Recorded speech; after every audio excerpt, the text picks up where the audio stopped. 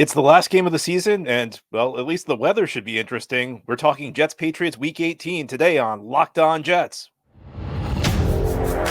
You are Locked On Jets, your daily New York Jets podcast. Part of the Locked On Podcast Network, your team every day.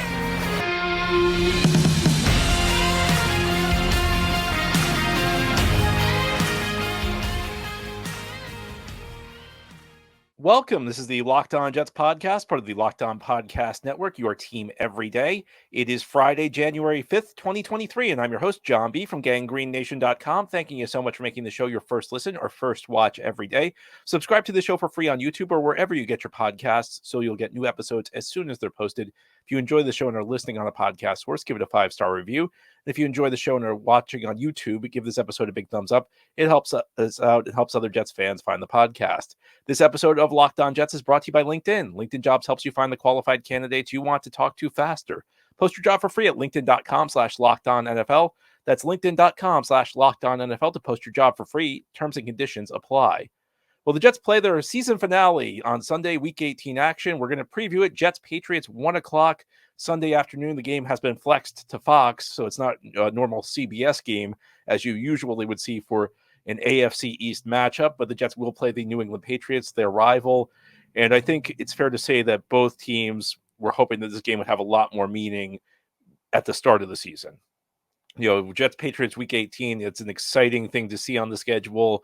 I think many Jets fans believe that this team would be playing for playoff seeding right now. And it obviously has not worked out that way. The Jets were eliminated with 3 weeks left to go in the season. So what are we playing for? We're playing for pride. We're playing for draft position. We're playing just end the season. I mean, I don't know about you. I'm ready for this season to be over. It's been a very long year for the New York Jets. Began with the offseason where the Aaron Rodgers thing dragged out forever.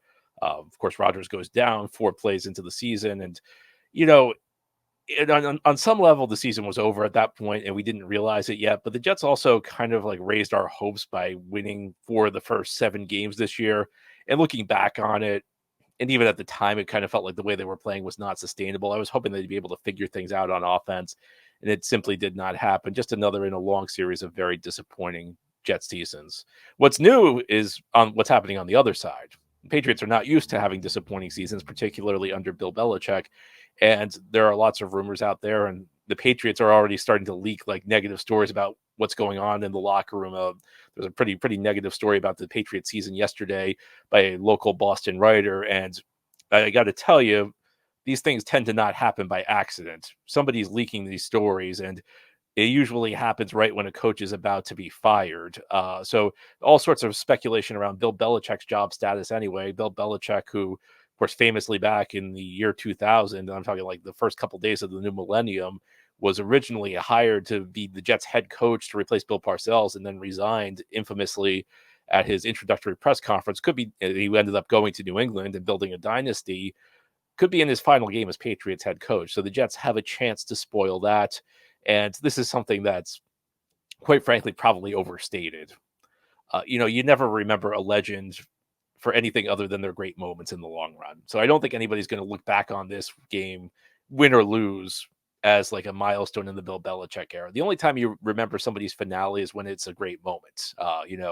Like John Elway winning Super Bowl 33 and winning the MVP in his final game, or, in other sports, Derek Jeter with the walk-off hit in his last home game at Yankee Stadium, or Kobe Bryant scoring 60 points in his last game with the Lakers back in 2016. You don't remember like the other stuff, though. You don't remember if it's an unmemorable moment. So I don't think whether or not Belichick and the Patriots win or lose on Sunday, I don't think anybody's going to look back on that as like a seminal moment. I don't think anybody will ever remember it past Monday. I think that goes for the Jets as well. I mean, understand you want to end this 15-game losing streak to New England. Belichick's tormented this team so much through the years that you'd like to see the Jets maybe get some little measure of redemption by beating him. But at the end of the day, Belichick's legacy is Belichick's legacy. What happens in this game is probably not going to matter a whole lot in the long run. It's probably not going to be remembered again past Monday. That leaves us to draft position. Jets entered the weekend holding the 8th overall spot. They could jump up a couple spots. They could fall a couple spots depending on what happens in this game. Patriots, Patriots looking at a top 5 pick this year. And I mentioned this, if you caught yesterday's show with Mike Debate, the crossover episode, I kind of laughed at the end because that's one of the reasons I love Jets fans is there's at least a segment of Jets fans who are nervous about this game, who believe the Jets will win this game. And, the Jets fan mindset among some people is, of course, the one time we beat Belichick, we'll give him a better draft position. We'll allow him to draft his quarterback of the future. I'm not particularly worried about that. I think that, you can drive yourself crazy worrying about this stuff. Sometimes you get it. Sometimes you end up with a better pick and you end up drafting a better player. Sometimes a higher pick leads you to make a mistake. I mean, there are plenty of examples through the years. A couple of years back, I actually looked through the recent history of Jets late season wins when they had a chance to get what was perceived as a great player and they hurt their draft position. And half the time, the Jets winning actually helped them because they ended up picking with their lower draft pick, they ended up picking a better player than they would have gotten with a higher draft pick. The most relevant example I can think of that was back in 2005, heading into the 2006 draft, which was from the 2005 season. Late in the 2005 season, the Jets won 2 games in December. And at the time, everybody was really upset because Reggie Bush was the guy everybody in the NFL wanted. And the Jets ended up losing out on Reggie Bush because they won those 2 games in December. They ended up drafting DeBrickashaw Ferguson. So with the lower pick, the Jets got a guy who ended up being a better player. And they certainly would have drafted Reggie Bush if they had gotten a higher pick, if they had drafted in the top 2 that year. There's no really little question looking back that they would have drafted Reggie Bush. So, there are examples. There are examples the other way as well. Back in 2007, the Jets won the last game of the season, which ended up costing them the pick they could have used to draft Matt Ryan. So that's an example where it hurt them. But you never know how it's going to hurt or help you, with these late season wins and how it impacts draft position. The bottom line is that it's better to have a good front office and a low pick than it is to have a bad front office and a high pick, because a bad front office can mess up a high pick. A good front office can mess up a low pick. You can judge for yourself whether or not the Jets front office is good or not. We know Woody Johnson says they're coming back next year. So that's more important than where you draft. And I think sometimes we overrate how much higher picks, how good higher picks are going to be, or what the odds are of hitting on a higher pick, and we underestimate the odds of hitting on a lower pick. So these are all, just things to consider. And I understand it because you got to try and find some meaning in this game. But at the end of the day, the biggest meaning is whether the Jets finish 7-10 or 6-11 for this team. And I understand that's not a lot to go on, but it's been a lost season for the New York Jets. It's been a frustrating season for the New York Jets. Maybe the biggest takeaway from this game is that the season's finally going to be over. We can focus on the offseason and trying to get this ship right heading into 2024. Well, how will the Jets approach this final game? It's going to be a challenge. Even though the Patriots are having a bad season, they already beat the Jets this year back in week 3. So we know that the New England can certainly beat the Jets. In fact, we also know New England's favored in this game by 2.5 points, according to our friends at FanDuel Sportsbook. And one of the challenges is that, the Patriots may not be having a very good season, but that guy, Bill Belichick, he's still a really great defensive mind, and he understands how to shut down an offense like the Jets. I mean, everybody does, but Belichick will have his own distinct plan for this one. And we'll discuss what that is as we continue on this Friday edition of the Locked On Jets podcast. This episode of Locked On Jets is brought to you by LinkedIn. At the start of the new year, every small business owner is asking themselves the same question. What's the one move I can make that will take my business to the next level in 2024? LinkedIn Jobs knows that your success all depends on the team you surround yourself with. And that's why LinkedIn Jobs has created tools to help you find the right professionals for your team faster and for free. I mean, hey, Jets, maybe you want to get on LinkedIn and find some better wide receivers and offensive linemen. Those are the things that will help you find success in 2024. But for your small business, you should know LinkedIn is not just another jobs board. LinkedIn has a vast network of more than 1 billion professionals, which makes it the right place to hire. Hiring is easy when you have that many quality candidates. It's so easy, in fact, that 86% of small businesses get a qualified candidate within 24 hours. We know the Jets did not have the right team in 2023. We hope they'll have the right team in 2024. Again, maybe LinkedIn is the place they should go to get some better wide receivers and offensive linemen. And you should know LinkedIn is rated number 1 by small businesses in delivering quality hires versus leading competitors. And LinkedIn also knows that small businesses are wearing so many hats and may not have the right time, the time or resources to hire. And thankfully, the process is quick, intuitive, and easy with them. Post your job for free at linkedin.com/LockedOnNFL. That's linkedin.com/LockedOnNFL to post your job for free. Terms and conditions apply. Thank you so much for making Locked On Jets your first listen or first watch every day. And a big shout out to you, everydayers. Thank you for tuning in through the season, through what's been a very difficult season for the New York Jets. Really do appreciate your support for if not giving up on the team, or at least not giving up on this podcast through what's been a very unpleasant season for the New York Jets. Of course, that season comes to an end on Sunday in Foxborough, 1 o'clock p.m. kickoff time. Game's on Fox, so I feel like you'd probably find it anyway, but this game has been flexed from CBS to Fox. Normally, CBS has the AFC games, but not this weekend. I think the NFL is trying to get like all the meaningless games out of there at the 1 o'clock window. Most weekends the 1 o'clock window has a couple decent games. The important games are the primetime games, and then like the Sunday 4:25 kickoff. So Sunday 4:25 kind of becomes like Sunday Night Football Junior in the NFL, but they usually keep a couple decent games in the early window. That changes Week 18, however, where there's so much going on in the playoff race. They want all the important games to either be on Saturday or in the late window Sunday or on Sunday Night Football. So Jets Patriots, an easy game to get out of the way Sunday at 1 o'clock. We were hoping this game would have more meaning. Again, there's not a lot of meaning in this one. It could be Bill Belichick's finale. One last chance for Belichick to try and beat the Jets, a team he dislikes more than any other. And it's not going to be an easy game for the New York Jets because, despite New England having a rough season, Belichick's still one of the best defensive minds out there. And there are a couple of things that make Belichick distinct as a defensive coach. And they're going to present challenges for this Jets offense. Now, what's the number one thing we know about Belichick? He is obsessed with taking away your best player. He will do whatever he can. And his theory is, pretty simple. And it's a pretty logical theory, is that, he doesn't want you to be able to do the thing you're most comfortable with doing. He wants to take you out of your comfort zone.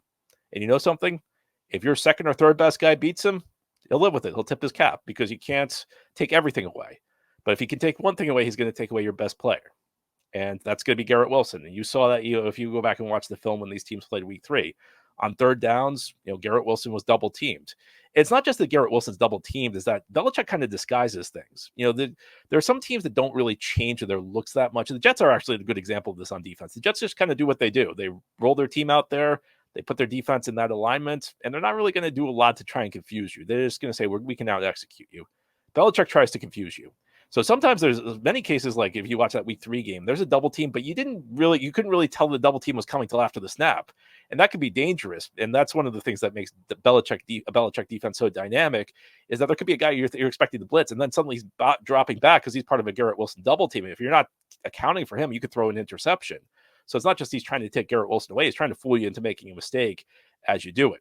So that's number one. That's one of the things that makes it tricky. Garrett Wilson's getting double teamed, like on every key down in this one. He's essentially going to try and eliminate Garrett Wilson from the game. Garrett's such a good route runner. He still may get some production. In fact, I'm not expecting Garrett Wilson to have 0 catches, but it's not going to be an easy task for Garrett Wilson. So that's number one, what Belichick does on defense. Number two, if he thinks he can cover your receivers man to man, he's going to do it. I don't think he can cover Garrett Wilson man to man, but he's going to get doubled. But these other Jets receivers, they're going to see man coverage all game, because Belichick's going to say, you know what, these guys can't get open. Who are we going to throw out there? Lazard? I don't even know if Lazard's going to play on this one. The Jets against Cleveland, their 3 starting receivers were Garrett Wilson, Jason Brownlee, and Xavier Gipson. Garrett Wilson's very good. I don't want to be hard on Brownlee or Gipson, but these are guys who were undrafted rookies. These are guys who belong on the practice squad right now, if we're going to be honest. And, listen, maybe one of the two of them could eventually develop into a contributor in the NFL, but it hasn't happened this year. And it's a long way off for these guys. And I understand why you give them the reps right now, because maybe these game reps, even if they're overmatched, they can do something with them. Maybe it's the type of thing they can build on. Again, like when you have 2 undrafted rookies, they're both not going to be good players in the NFL. The odds are actually pretty stacked that neither of them is going to amount to much. But the late season, when you're not getting anything out of Alan Lazard or Randall Cobb, and there's no point in putting them on the field, you can get some younger guys some reps, some opportunities out there, and see if they can maybe take advantage of them, or if nothing else, at least use them as learning experiences. But if we're talking about trying to win this game, that's going to be a tough task for these guys, because they're going to face a lot of man coverage. They're probably not used to facing the physicality the New England corners are going to throw at them. And again, it's like if Brownlee or Gibson can get open one-on-one and the Jets hit it, then I think Belichick can live with that. But he's going to force these guys who really, again, are probably practice squad caliber players to go out there and out execute his guys. Even a bad New England team, that's not going to be the easiest task in the world. The third thing we know about Belichick is that when he does believe he can cover the other team's best receivers one-on-one, he's going to man up. But that also means he's got opportunities to throw blitzes from every angle. And that's going to be a big challenge for this Jets offensive line, because this Jets offensive line can't block anybody. I mean, what happened last Sunday in Cleveland was a joke. What happened, a couple of weeks ago in Miami was a joke.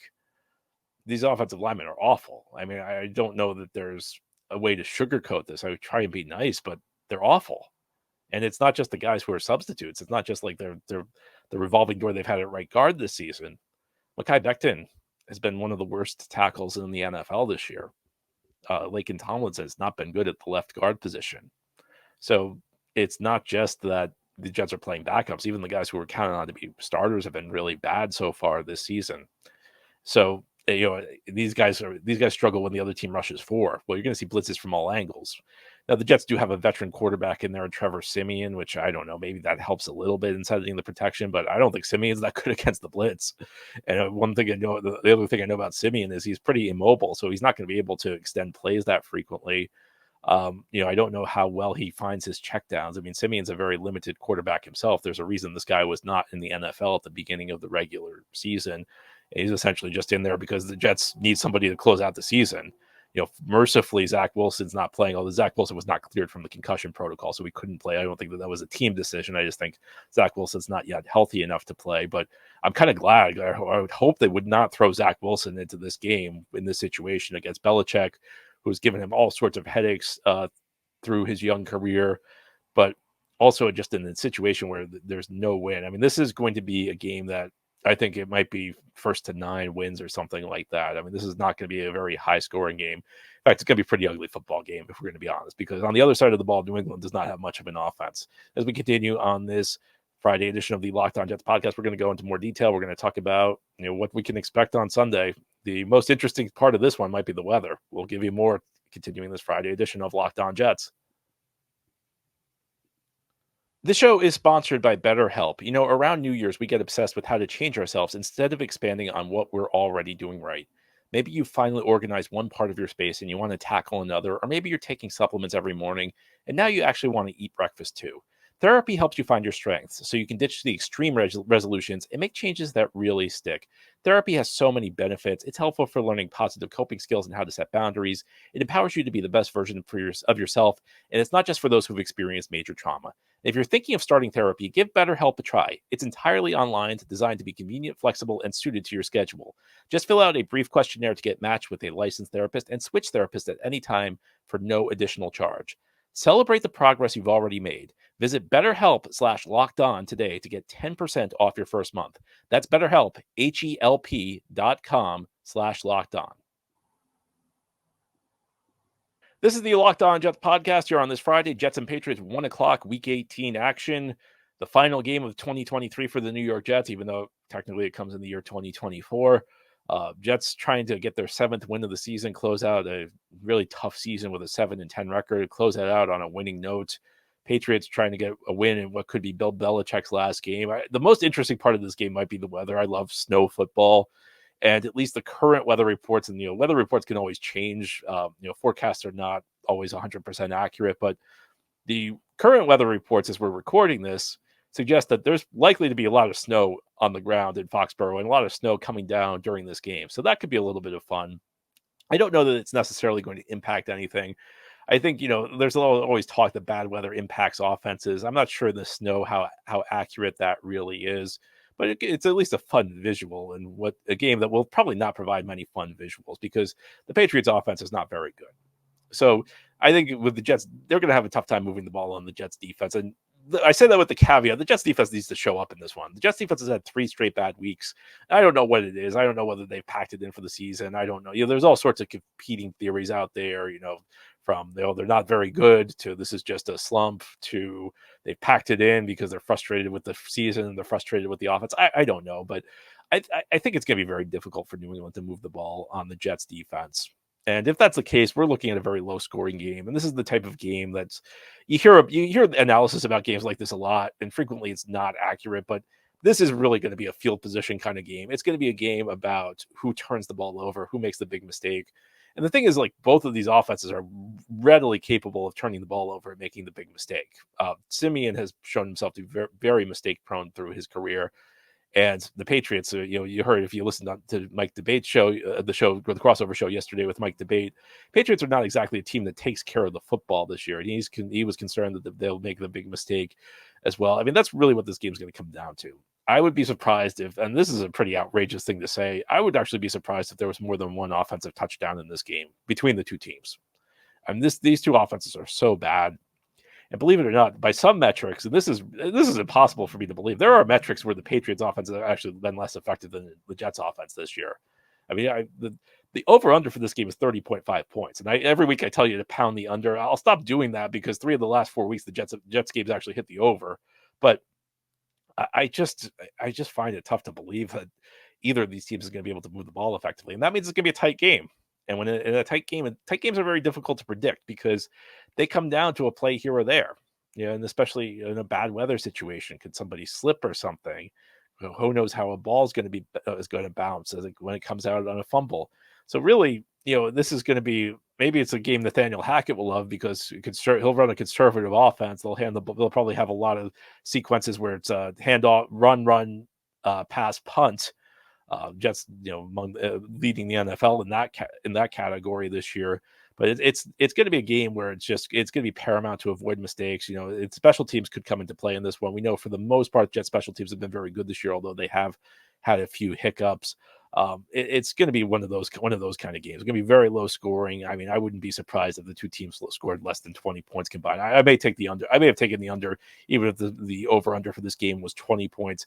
It's going to be, it'll be a game very fitting to end the season for these two particular teams, because neither of these teams has played a particularly exciting brand of football so far in 2023. And I imagine the grand finale might be the greatest feat of all of ugly football. I wish, maybe I'll be wrong. Maybe we'll get an exciting shootout between Bailey Zappi and Trevor Siemian. I doubt it, though. I think these two defenses are ahead of the offenses. And whoever makes the big play on defense, it could take a defensive score to win this one. I expect it to be a very tight game. We'll see whether the Jets end up with their 7th win of the season. And more importantly, we'll get to the off season where we can actually talk about some more exciting things than watching this team play every Sunday. Anyway, that's all for today's episode. This has been the Locked On Jets podcast, part of the Locked On Podcast Network. Your team every day is our motto. As always, if you enjoy the show, hit the subscribe button where you're watching or listening so that you'll never miss an episode. If you like the show and are listening on a podcast source, please give it a 5-star review. And if you're watching on YouTube and enjoy the show, please give this episode a big thumbs up. These things help us out and help other Jets fans find the podcast. Thank you so much for listening all season. We'll be here through the off season. We'll be back on Monday to talk about Jets Patriots, and then we'll move into off season mode. We'll talk about the Jets cap situation in the weeks ahead. We'll talk about some players they need to resign. We'll talk about some players they might let go. We'll talk about some free agents, some trade targets. It'll be a great off season here on Locked On Jets. Really appreciate your support through the year. I look forward to chatting with you about the Jets in the off season. Until then, have a great weekend, everybody.